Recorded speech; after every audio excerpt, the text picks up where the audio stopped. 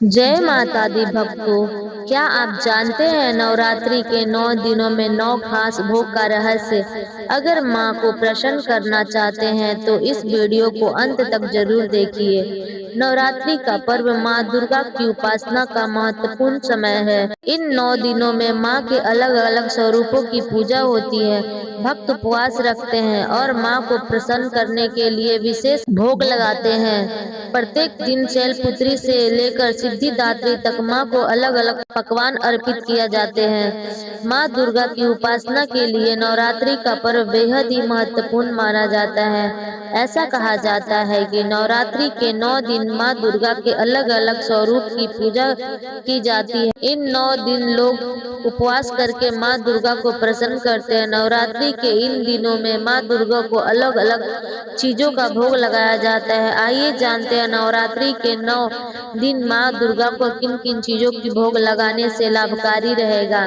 तो प्रेम से बोलिए हर हर महादेव। नवरात्रि के पहले दिन माँ शैलपुत्री की पूजा की जाती है। ऐसे में नवरात्रि के पहले दिन गाय के घी से बना हलवा और रबड़ी का भोग लगाए। माँ शैलपुत्री को सफेद चीजों का भोग लगाया जाता है। नवरात्रि के दूसरे दिन माँ ब्रह्मचारिणी की पूजा की जाती है।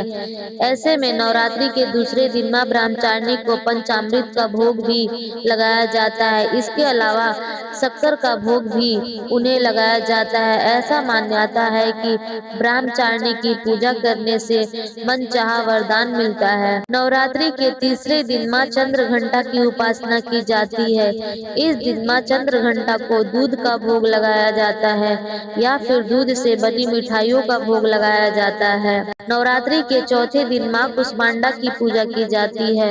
माँ कुष्मांडा को मालपुआ बहुत पसंद है, इसलिए उन्हें मालपुआ का भोग लगाया जाता है। वहीं नवरात्रि के 5वें दिन माँ स्कंद माता की पूजा की जाती है। माँ स्कंद माता को केला, केले की बर्फी आदि का भोग लगाया जाता है।